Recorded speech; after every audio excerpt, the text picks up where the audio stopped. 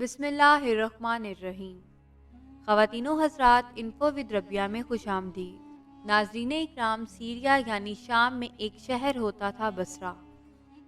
آج سے 1400 سال پہلے یہ پورا ملک تھا۔ اس کی منڈی پورے علاقے کی سب سے بڑی منڈی ہوتی تھی۔ عرب مکہ سے اپنی کھجوریں، چمڑا، جانور اور کپڑا بصرہ لاتے تھے، منڈی میں فروخت کرتے تھے اور پھر وہاں سے دوسرا سامان خرید کر واپس آ جاتے تھے۔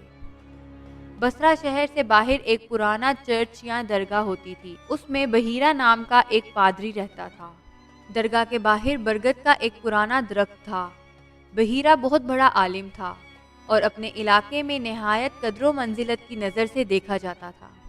بحیرہ نے پرانی کتابوں میں پڑھ رکھا تھا کہ میری درگاہ کے سامنے عربوں کا ایک تجارتی قافلہ گزرے گا۔ وہ لوگ برگد کے اس درخت کے نیچے بیٹھیں گے اور ان میں دنیا کا آخری نبی بھی شامل ہوگا۔ بحیرہ درگاہ کے اندر بیٹھا رہتا تھا۔ اس نے کبھی درگاہ سے باہر قدم نہیں رکھا تھا اور نہ ہی کبھی کسی قافلے سے ملاقات کی تھی۔ وہ بس حجاز سے آنے والے ہر قافلے کو اپنی کھڑکی سے دیکھتا رہتا تھا، مگر اس میں اسے وہ ہستی نظر نہ آتی تھی۔ ہمارے نبی کریم صلی اللہ علیہ وآلہ وسلم جب 12 سال کے تھے تو آپ صلی اللہ علیہ وآلہ وسلم اپنے چچا ابو طالب کے ساتھ تجارتی قافلے کے لیے بصرہ کے شہر روانہ ہوئے۔ وہ گرمیوں کے دن تھے، صحرا تپ رہا تھا۔ قافلہ جب بحیرہ کی درگاہ کے قریب پہنچا تو لوگ تھک بھی چکے تھے اور گرمی کی وجہ سے بے حال بھی ہو چکے تھے۔ قافلے کے لوگ برگد کے درخت کے نیچے بیٹھ گئے، جبکہ رسول اللہ صلی اللہ علیہ وآلہ وسلم اونٹوں کے ساتھ دھوپ میں کھڑے رہے۔ بحیرہ کھڑکی سے قافلے کو دیکھ رہا تھا۔ اس نے دیکھا کہ برگد کی شاخیں اکٹھی ہوئیں، مڑی اور انہوں نے آپ نبی کریم صلی اللہ علیہ وآلہ وسلم پر سایہ کر دیا۔ آسمان سے بادل کا ایک ٹکڑا بھی آیا اور وہ بھی آپ نبی کریم صلی اللہ علیہ وآلہ وسلم پر جھک گیا۔ جب آپ صلی اللہ علیہ وآلہ وسلم دائیں یا بائیں ہوتے تھے تو بادل بھی آپ نبی کریم صلی اللہ علیہ وآلہ وسلم کے ساتھ چل پڑتا اور درخت کی شاخیں بھی آپ نبی رحمت صلی اللہ علیہ وآلہ وسلم کی طرف جھک جاتی۔ بحیرہ فوری طور پر اپنی درگاہ سے نکلا، حضور صلی اللہ علیہ وآلہ وسلم کے پاس گیا اور ان کا دست اقدس تھام کر چوما اور قافلے کے قریب کھڑے ہو کر پوچھا، یہ لڑکا کس کے ساتھ ہے؟ حضرت ابو طالب آگے بڑھے اور فرمایا، یہ میرا بھتیجا ہے، یتیم ہے اور میں اس کا کفیل ہوں۔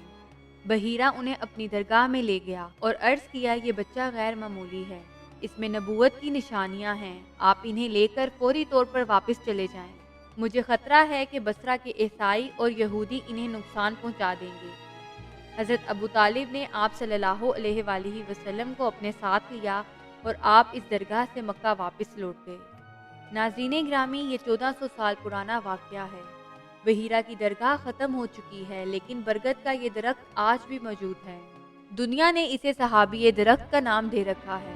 یہ مقام آج کے دور میں اردن یعنی جارڈن میں ہے، جس کی ایک سائڈ پر شام، دوسری سائڈ پر سعودیہ عرب اور تیسری جانب عراق۔ آپ صلی اللہ علیہ وآلہ وسلم کی برکت سے پورے صحرا میں صرف یہ ایک درخت موجود ہے، اور یہ اللہ کی قدرت ہے کہ یہ درخت صدیاں گزر جانے کے بعد بھی صحیح سلامت ہے، کیونکہ اس درخت کے نیچے نبی کریم صلی اللہ علیہ وآلہ وسلم نے آرام فرمایا تھا۔ ناظرین اکرام، لوگ پوری دنیا سے یہاں آتے ہیں، اس کے نیچے پناہ لیتے ہیں اور 2 نفل نماز پڑھ کر واپس چلے جاتے ہیں۔